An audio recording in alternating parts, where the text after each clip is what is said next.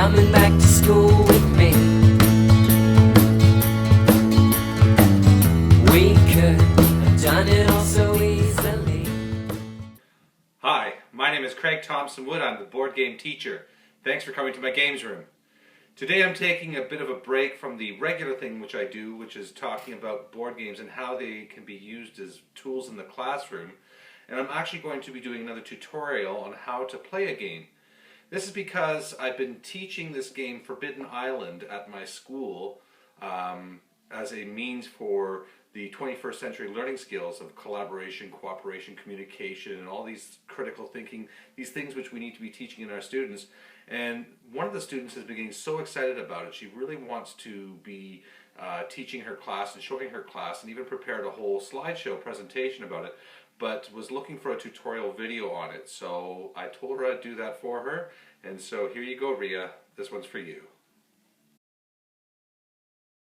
So in playing this game, the first thing you're going to do is you're going to shuffle up the tiles, and you're going to arrange them in a 4x4 array, and then add 2 tiles to the center of each side of the square. You're then going to have your treasure cards, which are the orange backed, and your flood tiles, which are the blue backed, on either side. You're going to have your flood meter. Probably for the first game you want to keep your flood meter down at novice level, 2. And then you're going to have the player cards. Each player will choose which profession they want to represent. Every color is represented by a different profession, so it's not a case of necessarily playing your favorite color, as each color has different abilities, which I will explain in a little bit. Once you have this set up, you are going to start flooding the island. You're going to flood 6 of these tiles before the game starts. So you do that by taking a flood card, turning it over, finding the associated name and picture, Phantom Rock, which is right down here, and I flip it over to the blue side. On the blue side, it shows that this tile is now being flooded and in danger of sinking. I repeat this, Crimson Forest, Breaker Bridge, and I keep doing this until 6 tiles are flooded for the start of the game. I'll fast forward to that point. So there we have it. We have 6 tiles that are now flooded on the board, and now the adventurers are ready to come onto the island. The players are represented by different professions. If you want to know what each of them do, I will explain it at the end of the video. But for now, we're going to just put these players on their associated color. Every player color has a pawn shown on the bottom right corner of the tile to show where they begin. So if I'm playing with the pilot, the diver, the explorer, the engineer, I will put them on their associated tiles. I'll fast forward to that point right now.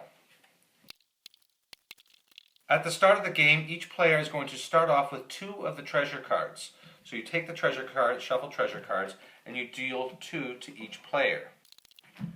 If a player gets a card that says Water Rise, put those to one side and deal them another card to start the game with. They should have 2 cards in hand. The Water Rise cards do not stay in hand. Once that's done, if any Water Rise cards were taken out of the deck, then reshuffle the deck with the Water Rise cards inside the deck, and you're now ready to begin. When playing Forbidden Island, it's a very good idea to look on the back of your player card. On the back of the player card, it's going to give you your order of play as well as the actions that your players can take. The order of play is as follows. You can take up to 3 actions. You may not take more than 3 actions, but you don't have to take all 3 actions if you don't want to.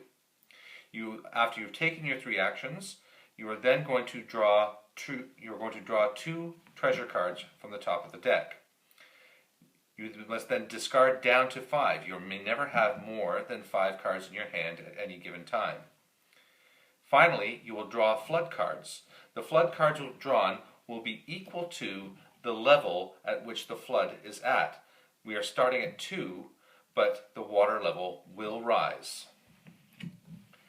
The object of this game is for the players to work together to keep the island from sinking long enough that they can recover all 4 of the mysterious artifacts. The mysterious artifacts can be found at the tiles which have their associated picture on them and be recovered once a player has 4 matching cards of that suit. They can then go to that tile and recover the treasure. But I'll explain that in a little bit. Let's look at the other actions that the players can do. So, for actions, players can move. And it says they can move adjacent, but not diagonally, which means they can move in straight lines, not in diagonal lines. They may shore up a tile which they are on or adjacent to. Shore up means that they can flip a tile from its flooded side back to its colored side. This is preventing the tile from sinking for a little while longer and is very important in the game. They may give a treasure card to another player.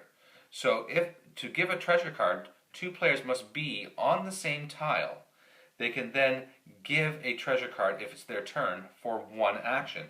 And it's very important, you cannot take cards from other players. You do not trade cards with other players. You give cards to other players.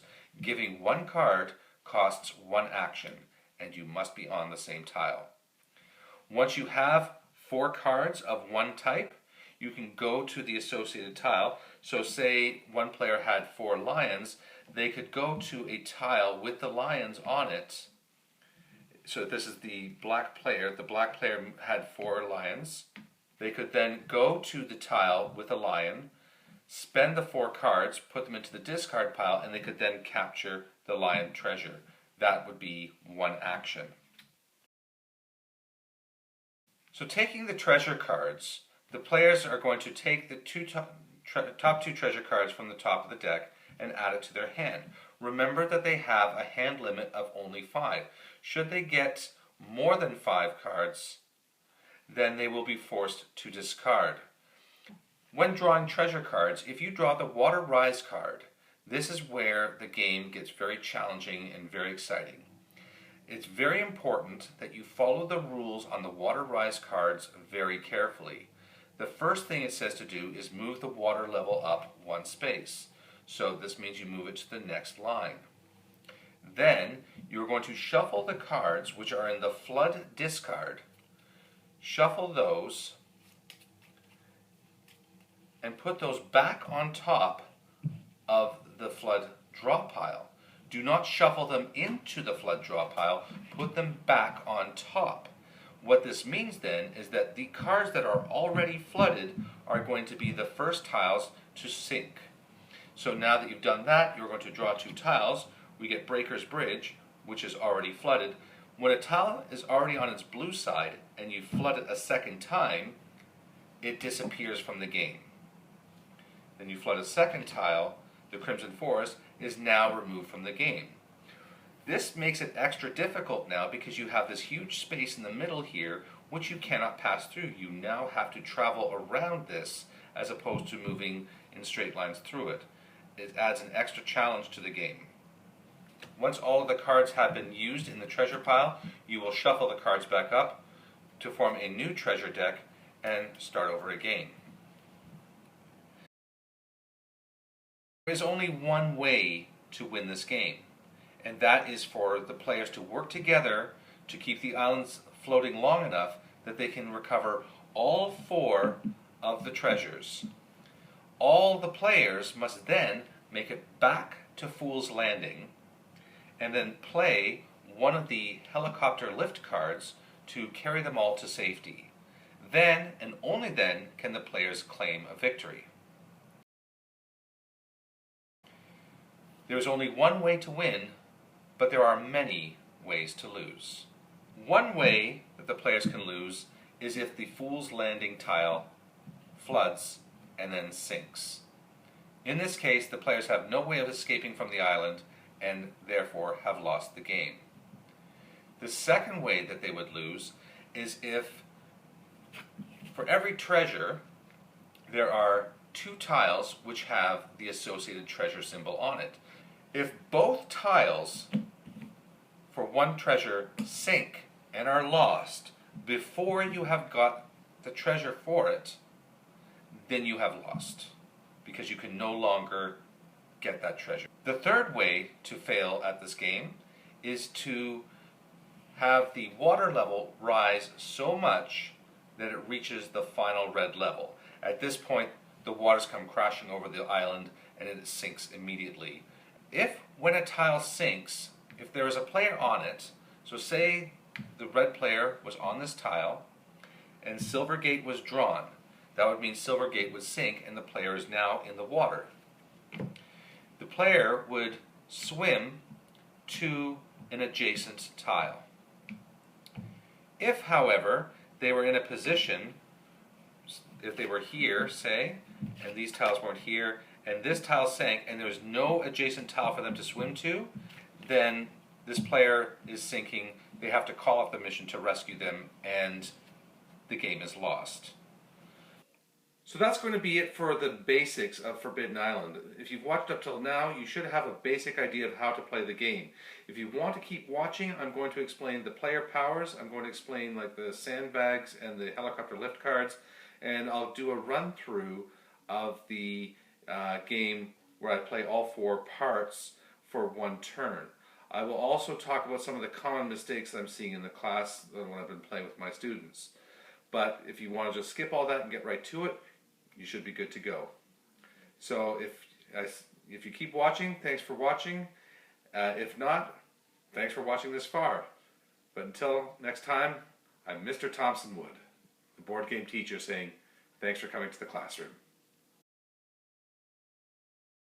Now I will describe each of the powers of the different colors and how they work in the game.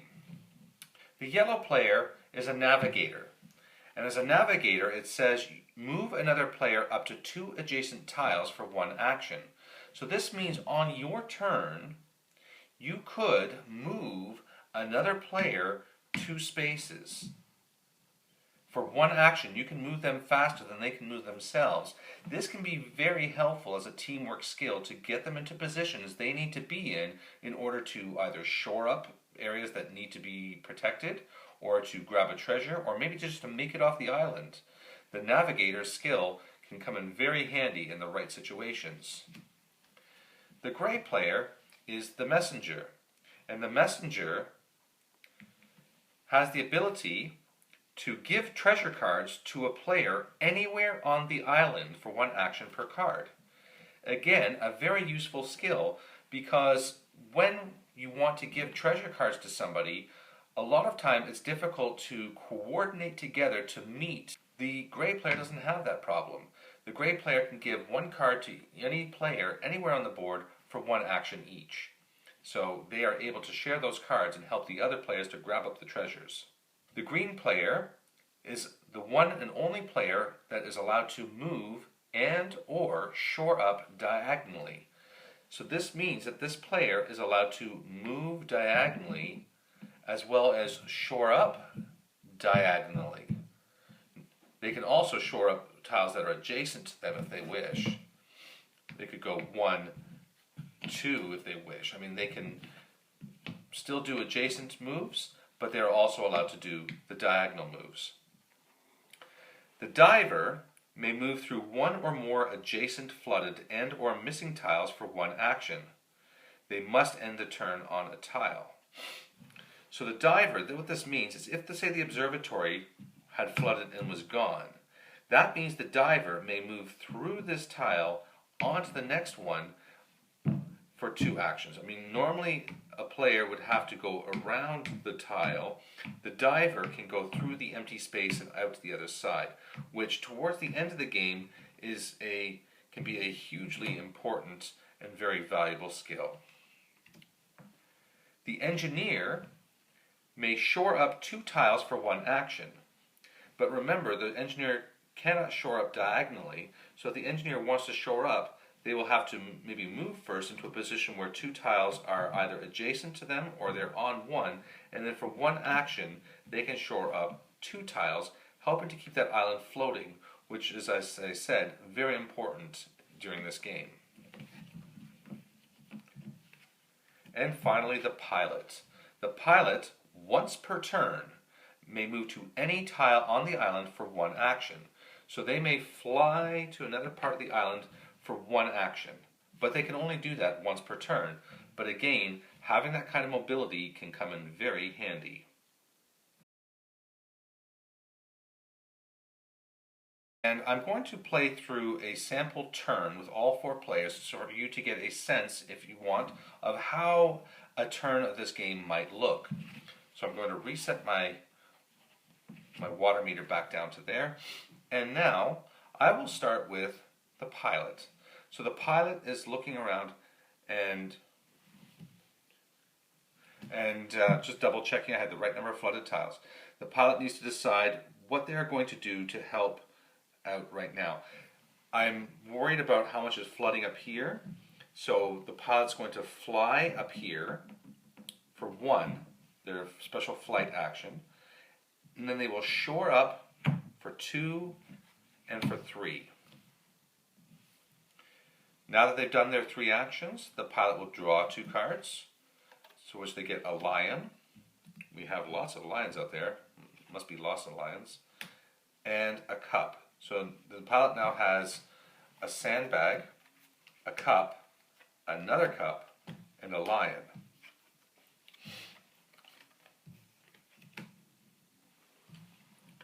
Now that I've done that, I will draw the 2 flood cards as required by the flood meter. And I get the copper gate, which is where the green player is currently. So they are there. And then I get the Howling Gardens, which is one of those lion spaces. So we have to watch out, make sure that doesn't flood. Next, I will do the engineer.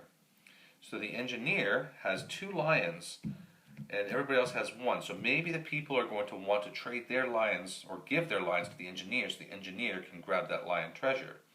So the engineer is going to come 1,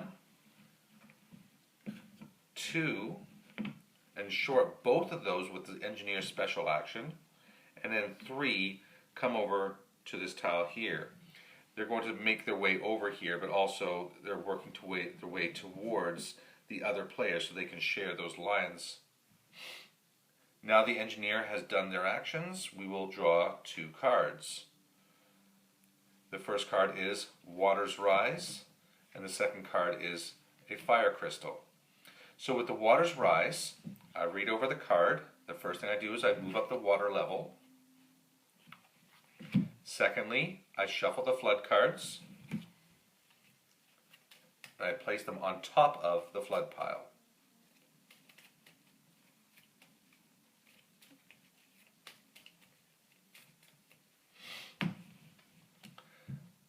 Now, I discard the Waters Rise card to the treasure discard.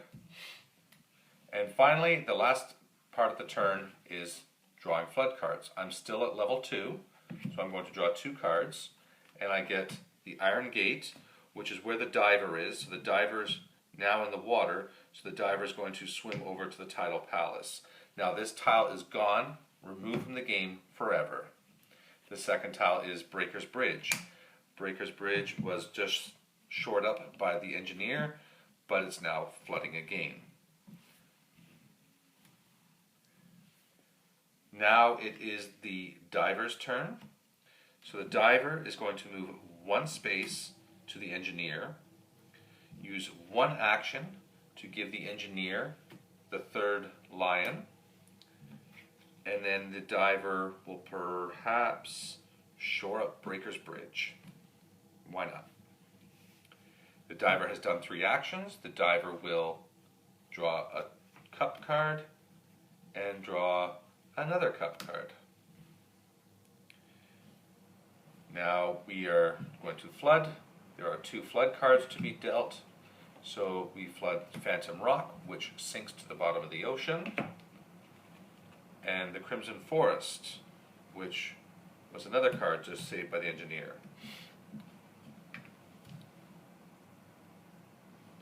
Finally, we come to the Explorer's turn. The Explorer is going to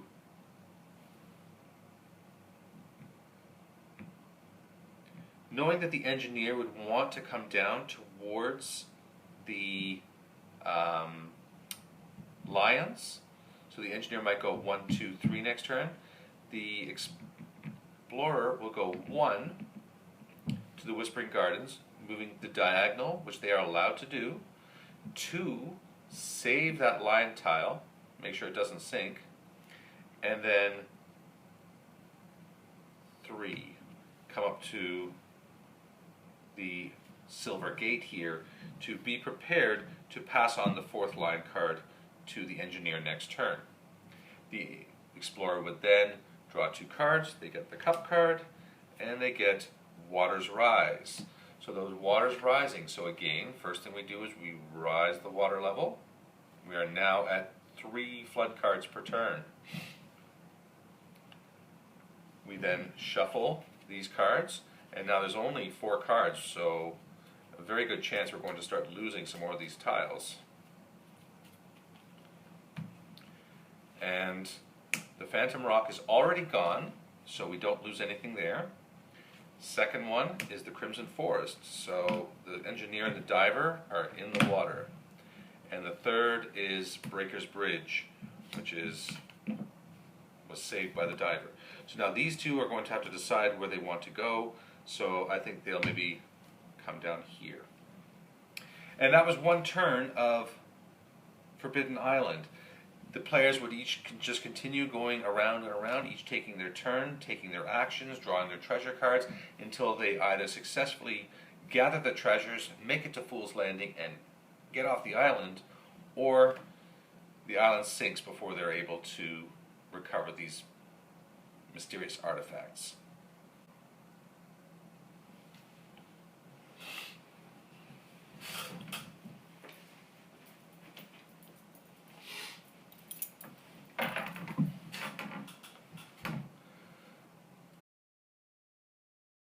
So as a final note, I just want to go over a couple of things that I've been noticing with my own students that are common mistakes that are being made. One, with the Waters Rise card, always make sure to follow the instructions step by step on the card. Most importantly, shuffle these cards, the discards, and put them on top. Do not shuffle them back into the draw pile. This is what makes the game very exciting, that these cards are always at high risk of being sunk if you don't take care of them. Also remember to always rise the water level every time you get the Waters Rise. Also, do not forget at the end of the turn to draw flood cards. A lot of students sometimes forget that step, and in this case, it's not a challenging game if the island isn't sinking. Finally, one thing I'm noticing students doing is when they are moving, they'll go 1, 2, and they think that shores up the tiles. It does not. Shoring and moving are 2 different actions. So to shore up a space is one action. To move is another action, and then to shore up again is another action. Make sure that you understand the difference between moving and shoring. The last one I want to mention is that you cannot just trade cards freely. Oh, I'll give you this, you give me this. No, it doesn't work that way. You can only give cards. You may not take cards. You can only give cards to people who are on your tile. And if you give them more cards than 5, if you give them cards so that they have more than 5, they have to immediately discard cards. And you cannot take the cards they are discarding. That is a very important rule. Again, the game is a lot of fun, very exciting, but only when we play by the rules. The helicopter lift and the sandbags are special cards which you can read the rules on. The sandbags allow you to shore up any tile on the island. You don't even have to be near it to play it. And you can play at any time. It doesn't even have to be your turn. And it does not cost you an action to do so. So this is a really good card, particularly when you're afraid that something important might sink. The helicopter lift allows you to fly anywhere on the island. And it, again, can be played at any time and does not cost you an action. You can even play this on other players to move them to another space, with their permission, of course.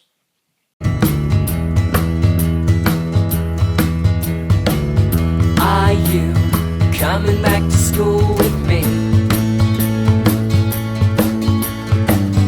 We could have done it all so easily. Princess.